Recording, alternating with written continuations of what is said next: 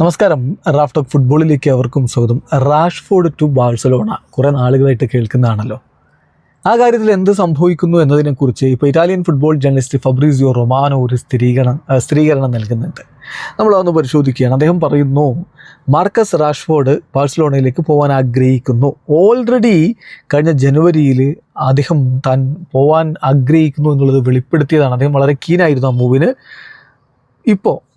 ഇപ്പോഴും അദ്ദേഹം ആ ഒരു മൂവിന് വളരെ കീനാണ്. ആ ഒരു പ്രോജക്റ്റ് ആക്സെപ്റ്റ് ചെയ്യാൻ അദ്ദേഹം തയ്യാറാണ്.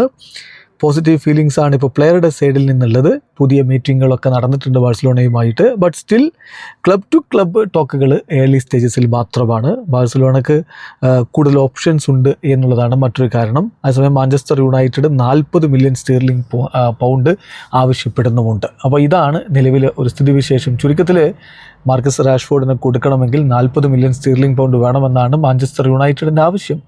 അതേസമയം താരത്തിന് ബാഴ്സലോണയിലേക്ക് പോകാനാണ് ഏറെ താല്പര്യം. ബാഴ്സയുടെ കയ്യിലാണെങ്കിൽ ബാഴ്സയ്ക്ക് മറ്റു ഓപ്ഷനുകളും അവൈലബിൾ ആയതുകൊണ്ട് അതുകൂടി അവർ പരിഗണിക്കുന്നു എന്നുള്ളത് കൂടി ശ്രദ്ധിക്കണം. എന്തായാലും അപ്പോൾ എന്തും സംഭവിക്കാം.